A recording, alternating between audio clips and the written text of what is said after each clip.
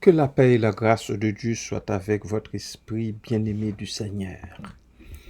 Aujourd'hui, je vais vous parler des trois sectes qui existaient au temps de Jésus, les trois sectes les plus répandues, les plus renommées, les plus connues.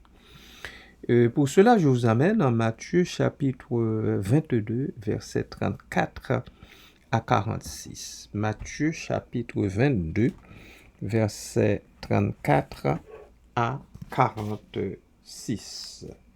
Je répète, Matthieu 22, versets 34 à 46. 34. Les pharisiens, ayant appris qu'il avait réduit au silence les Sadducéens, se rassemblèrent, et l'un d'eux, docteur de la loi, lui posa cette question pour l'éprouver. Maître, quel est le plus grand commandement de la loi? Jésus lui répondit, tu aimeras le Seigneur ton Dieu de tout ton cœur, de toute ton âme et de toute ta pensée. C'est le premier et le plus grand commandement. Et voici le second qui lui est semblable. Tu aimeras ton prochain comme toi-même. De ces deux commandements dépendent toute la loi et les prophètes. Verset 41. Comme les pharisiens étaient assemblés, Jésus les interrogea en disant, que pensez-vous du Christ? De qui est-il fils? Ils lui répondirent, de David. Et Jésus leur dit, comment donc David, animé par l'Esprit, l'appelle-t-il Seigneur lorsqu'il dit, le Seigneur a dit à mon Seigneur, assieds-toi à ma droite, jusqu'à ce que je fasse de tes ennemis ton marchepied. Si donc David l'appelle Seigneur, comment est-il son fils? Nul ne put lui répondre un mot. Et depuis ce jour, personne n'osa lui proposer des questions. Voilà le texte. Et puis, je vous dis tout de suite que les pharisiens ont appris que le Seigneur avait fermé la bouche aux Sadducéens. Eux n'ont jamais réussi à le faire.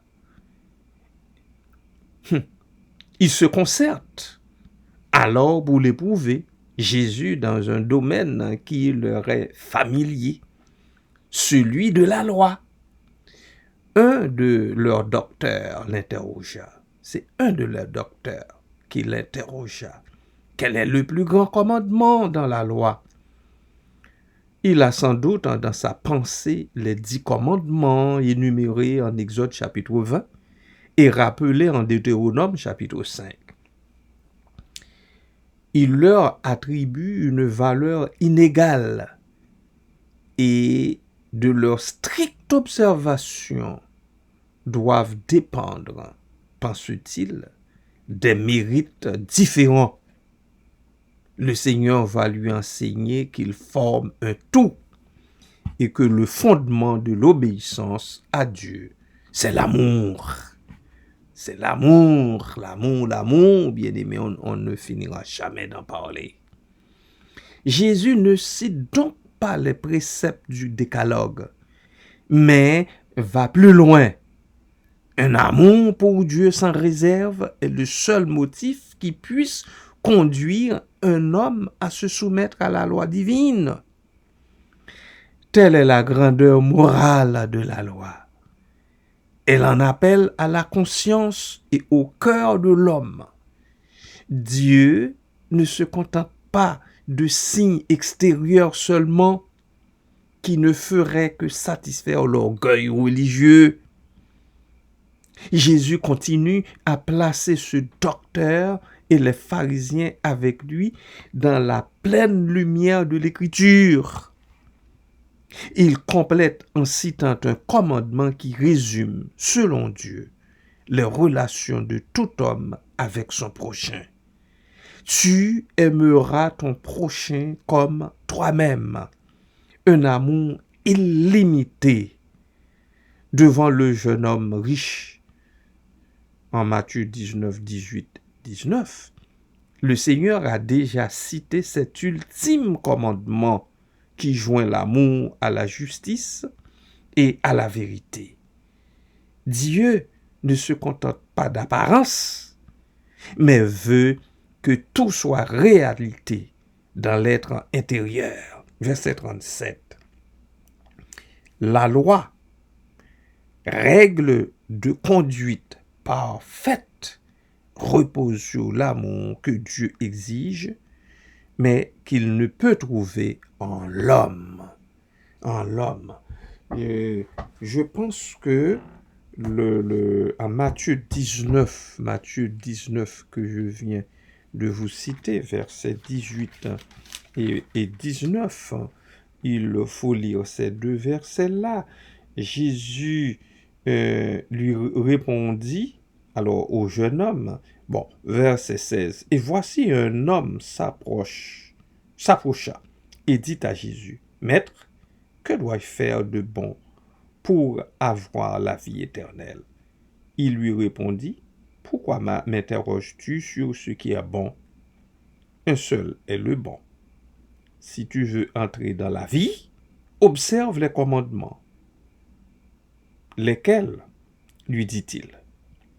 Verset 18, et Jésus répondit, tu ne tueras point, tu ne commettras point d'adultère, tu ne déroberas point, tu ne diras point de faux témoignages, honore ton père et ta mère, et tu aimeras ton prochain comme toi-même. Et tu aimeras ton prochain comme toi-même. Alors, le Seigneur en a déjà parlé au jeune homme. Mais voilà que les pharisiens viennent l'interroger encore là-dessus. La loi, la loi, repose sur l'amour, bien-aimé, que Dieu exige, mais qu'il ne peut trouver en l'homme. Qu'il ne peut trouver dans l'homme. Les prophètes, parlant de la part de Dieu, se sont efforcés de ramener le peuple à l'observation de la loi, à l'obéissance, au commandement. Ils se sont adressés au cœur tout autant qu'à la conscience des fils d'Israël. Mais en vain, mais en vain. Dans un temps futur, Dieu écrira lui-même ses commandements et ses lois sur le cœur des fidèles. L'amour sera enfin la clé de leur connaissance de Dieu et de leur obéissance. Ça passe par l'amour. Ça passe par l'amour bien-aimé du Seigneur. Ça passe par l'amour. Il en est de même pour le croyant aujourd'hui, pour les croyants que nous sommes aujourd'hui. En rappelant la citation du Lévitique, l'apôtre Paul peut conclure, l'amour ne fait point de mal au prochain. L'amour ne fait point de mal au prochain. L'amour donc est la somme de la loi. C'est-à-dire, toutes les lois de Dieu se trouvent rassemblées, réunies, empilées sous l'amour. L'amour, l'amour, l'amour. L'amour est la somme de la loi. Mais auparavant, l'apôtre enseigne que Dieu ne demande plus, mais il donne. Il donne. L'amour de Dieu est versé par l'Esprit Saint dans le cœur du croyant. Il est rendu capable d'aimer Dieu et son prochain. Il est rendu capable d'aimer Dieu et son prochain. Parce que Dieu, dans son amour, a versé par l'Esprit Saint dans le cœur du croyant l'amour.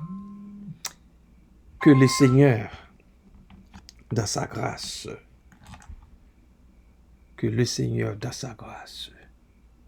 nous visitent, nous soutiennent, nous aident à faire preuve d'amour les uns envers les autres. Si réellement nous l'aimons de tout notre cœur, de toute notre âme et de toute notre pensée. Que la paix de Christ vous envahisse, bien-aimés de Dieu. Amen.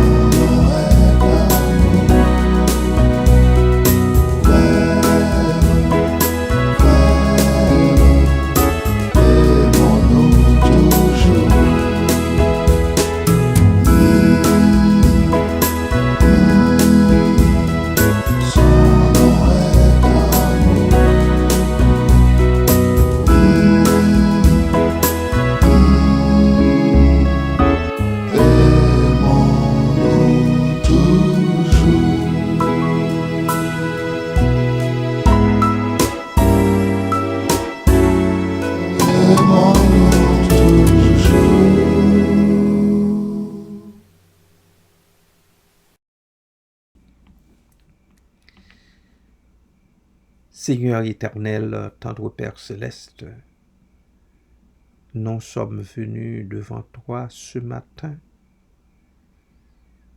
te dire merci, merci infiniment du fait que, à cause de ton amour, à cause de cet amour immuable dont tu nous aimes, tu nous as permis, Seigneur, de passer au travers de la nuit dernière et d'entrer dans cette nouvelle journée.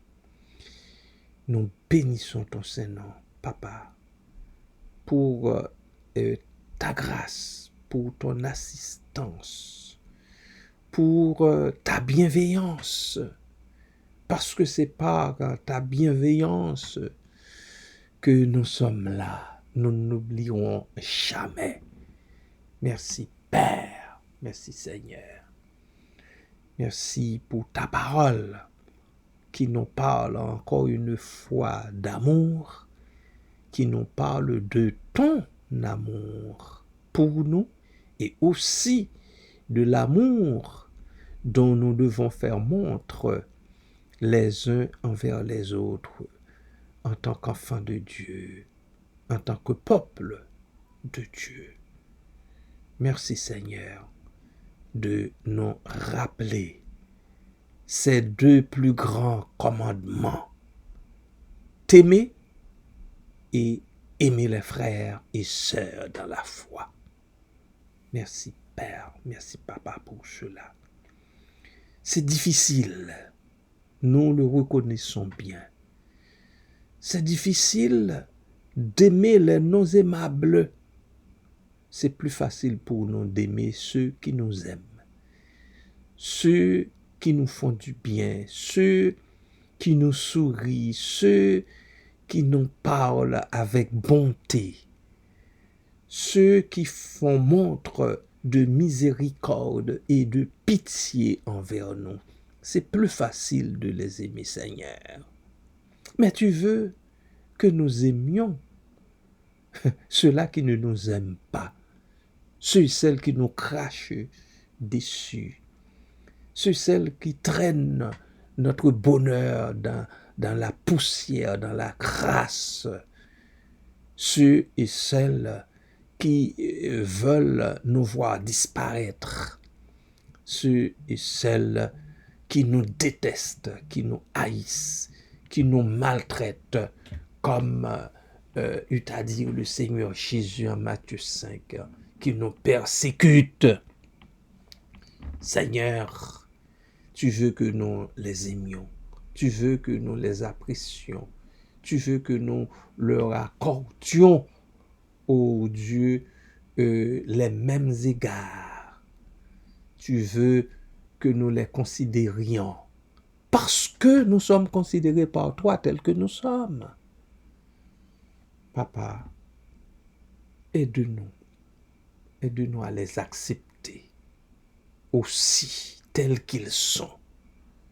Aide-nous, ô Dieu, à lutter de toutes nos forces pour faire la paix avec eux. Aide-nous, ô Dieu, à faire preuve de bonté, de patience, de miséricorde et de pitié envers eux. Merci pour ça, Papa. Merci, Père. Merci, Seigneur. Merci, Jésus. Papa, les bien-aimés qui sont malades dans le corps sont devant toi. Ma sœur Judith est devant toi, Seigneur. Ma sœur Daniela est devant toi. Marie-Nicole est aussi devant toi. Ce sont des bien-aimés qui, ô Dieu, souffrent dans le corps et qui s'attendent à ton toucher salutaire, à ton toucher qui est capable de calmer leur douleur. Merci Seigneur. Merci Jésus. Rose Mireille, Satan a ton touché, Seigneur, a ton touché salutaire pour la guérison de ses maux. Merci Père, merci Papa. Les autres, dont j'ignore ce dont ils souffrent, sont également devant toi. Ils ont besoin de toi aussi, parce que nous croyons fermement que c'est toi qui touches, que c'est toi qui guéris, que c'est toi qui consoles les cœurs affligés, les cœurs endeuillés. C'est le cas de cette jeune femme, Fabiola, Seigneur, dont le mari est parti pour l'éternité subitement, croyons-nous, d'après ce que nous avons reçu comme témoignage. Papa, soutiens cette femme, donne-lui de la force dont elle a besoin, Seigneur, pour accompagner les restes de cet homme, le moment venu, à son dernier repos. Merci Papa, merci Père. Donne à Fabiola de pouvoir tenir ferme jusqu'au bout. Elle veut, Seigneur, et enfin, selon le standard du monde, honorer, Seigneur, la mémoire de son conjoint. Mais papa, il lui manque de la force à cause de la façon dont ce conjoint-là lui a été enlevé d'il y a 2 semaines. Papa, fais grâce. Fais grâce à Fabiola. Aide-la, Seigneur, dans son questionnement à te trouver toi. Aide-la, oh Dieu, dans son questionnement à te faire confiance. Une confiance pleine, entière. Aide-la, oh Dieu, à lutter de toutes ses forces pour rester accroché à toi et à toi seul jusqu'à la fin de ses jours. Merci Père. À toi, Jésus-Christ, au Saint-Esprit, soit gloire, honneur, puissance, majesté, au siècle des siècles. Amen.